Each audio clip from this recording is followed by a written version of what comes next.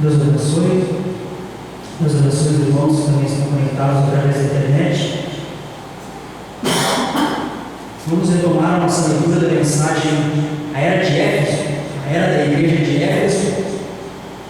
Na última oportunidade, vamos das páginas 57 a 59. E ali o irmão Brana fez a leitura de Apocalipse, capítulo 2, versículos 1 ao 7, onde está a mensagem que João escreveu, a Era de Éfeso. E ali o irmão Brana começou falando sobre o mensageiro. Quem foi o mensageiro da Era da Igreja de Éfeso? E o irmão Brana disse, sem dúvida alguma, ninguém pode negar, o mensageiro da primeira era da igreja foi Paulo.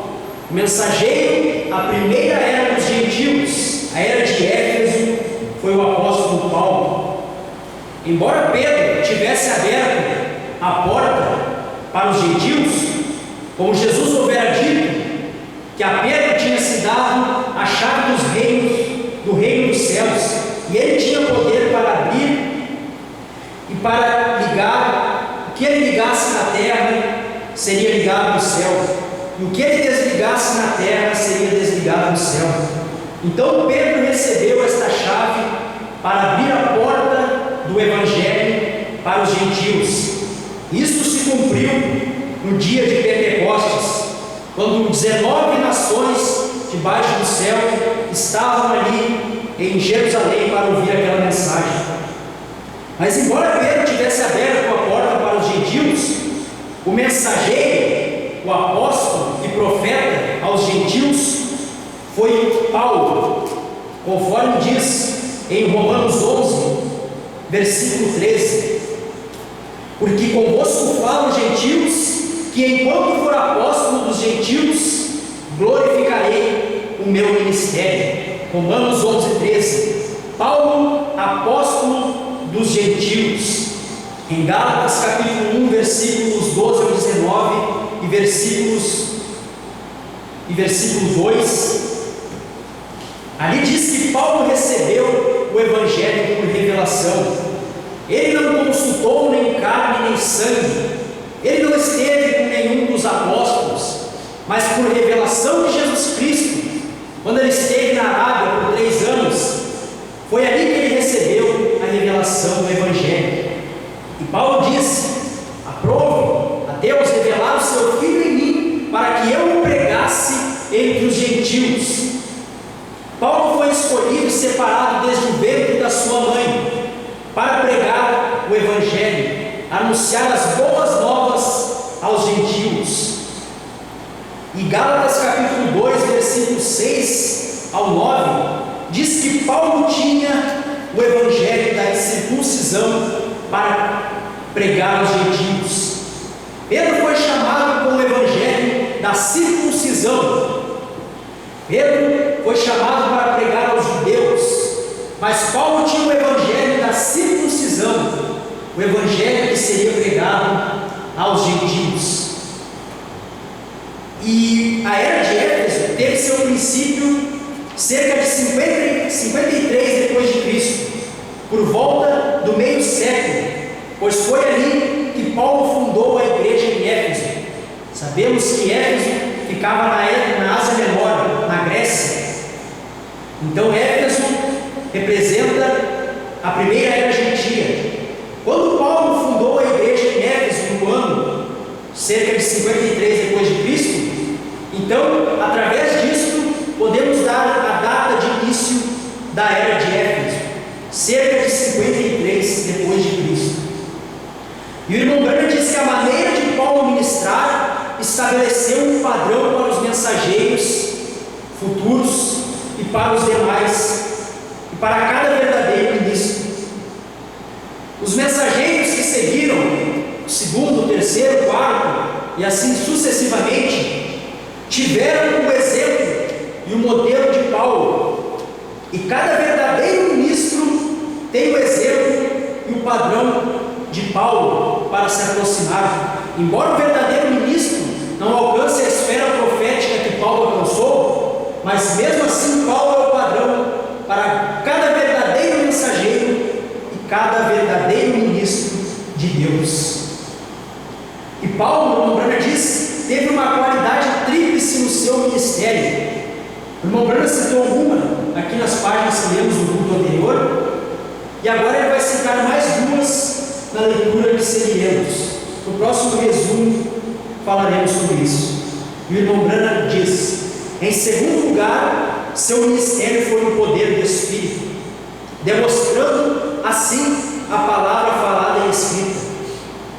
1 Coríntios capítulo 2, versículos 1 ao 5.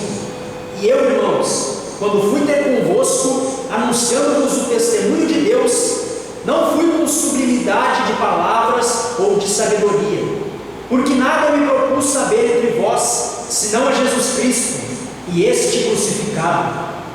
E eu estive convosco em minha fraqueza, e em temor, e em grande tremor.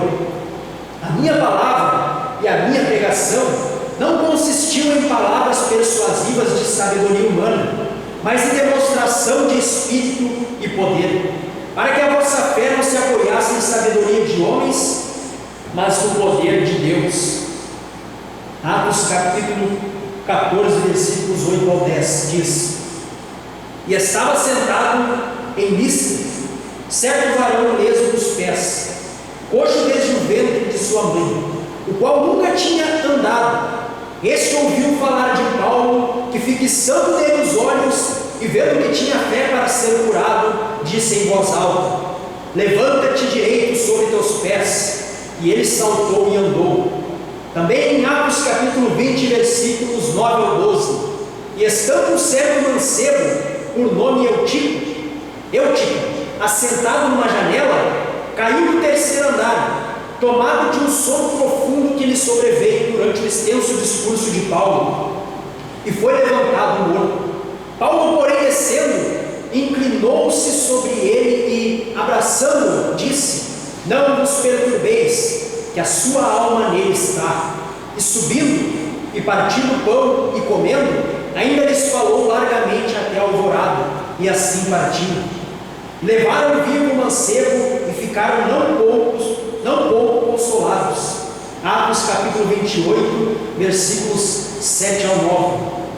E ali, próximo daquele mesmo lugar, havia umas herdades que pertenciam ao principal da ilha, por nome Públio, o qual os recebeu e hospedou benignamente por 3 dias. E aconteceu estar de cama enfermo de febres e disenteria o pai de Públio, que Paulo foi ver, e, havendo orado, pôs as mãos sobre ele e o curou. Feito, pois, isto, vieram também ter com eles os demais que na ilha tinham enfermidades e sararam. 2 Coríntios capítulo 12, versículo 12. Os sinais do meu apostolado foram manifestados entre vós com toda paciência, por sinais, prodígios e maravilhas. Em terceiro lugar, o irmão Branham diz, ele tinha o fruto evidente de seu ministério dado por Deus. 2 Coríntios capítulo 12, versículo 11. Fui nécio em gloriar-me, vós me constrangestes, porque eu devia ser louvado por vós, visto que em nada fui inferior aos mais excelentes apóstolos, ainda que nada sou. 1 Coríntios capítulo 9, versículo 2. Se eu não sou apóstolo para os outros, ao menos o sou para vós, porque vós sois o selo do meu apostolado no Senhor. 2 Coríntios capítulo 11, versículo 2. Porque estou zeloso de vós com o selo de Deus, porque vos tenho preparado para vos apresentar como uma virgem pura ao marido, a saber, a Cristo. O irmão Branham diz: Paulo tinha sido o meio de introduzir multidões de ovelhas gentias. Ele as alimentou e cuidou delas, até que produzissem fruto justo e estivessem preparadas para encontrar o Senhor como uma parte da noiva gentia. Por ocasião da concessão do Apocalipse, de acordo com a tradição, Paulo já tinha sido martirizado, mas João continuava agindo em seu lugar, exatamente como Paulo fizera nos dias de seu ministério. A morte de Paulo, antes que o Apocalipse fosse dado, de maneira nenhuma anula o fato de que ele foi o mensageiro para a era da igreja de Éfeso, porque o mensageiro para cada era, independente de quando ele apareça ou se vá, é aquele que faz a era fluir para Deus, por meio de um ministério manifestado da palavra. Paulo foi esse homem. Irmão Brana vai falar agora sobre a cidade de Éfeso. E ele diz: a cidade de Éfeso era uma das 3 maiores cidades da Ásia. Era frequentemente chamada de a terceira cidade da fé cristã, sendo Jerusalém a primeira e Antioquia a segunda. Era uma cidade muito rica. O governo era romano, porém a língua era o grego. Historiadores creem que João, Maria, Pedro, André e Filipe foram todos sepultados nesta bela cidade. Paulo, que estabeleceu a verdadeira fé nesta cidade, pastoreou ali apenas cerca de 3 anos. Mas quando estava ausente do rebanho, ele contínua e devotamente mantinha-se cuidadoso dele. Timóteo foi seu primeiro bispo. 1 Timóteo capítulo 1, versículos 1 ao 3. Paulo, apóstolo de Jesus Cristo, segundo o mandamento de Deus, nosso Salvador, e do Senhor Jesus Cristo, esperança nossa. A Timóteo, meu verdadeiro filho na fé, graça, misericórdia e paz da parte de Deus nosso Pai e da de Cristo Jesus, nosso Senhor. Como te roguei, quando parti para a Macedônia, que ficasse em Éfeso, para advertir-lhes alguns que não ensinem outra doutrina. O próprio nome Éfeso tem um estranho significado composto: visado e relaxado. As altas aspirações desta era, que começara com a plenitude do Espírito, a profundidade de Deus, pela qual eles estavam visando a soberana vocação de Deus, começaram a dar lugar a uma atitude menos vigilante. No seguir a Jesus Cristo, menos ardente, começou a se manifestar como um presságio de que, nas eras futuras, o veículo físico chamado a Igreja submergiria na hediondez da profundidade de Satanás. Tornara-se relaxada e estava à deriva. A era já estava se apostatando, tinha deixado o seu primeiro amor. A minúscula semente plantada nesta era de Éfeso cresceria um dia no espírito do erro, até que todas as aves imundas do ar se aninhassem em seus ramos. Tão inofensiva ao raciocínio humano, aquela pequena planta pareceria, para essa nova Eva, na nova igreja, que novamente ela seria enganada por Satanás. A era de Éfeso tinha oferecido a ela a oportunidade de ter o melhor de Deus, e por algum tempo ela prevaleceu, e depois relaxou.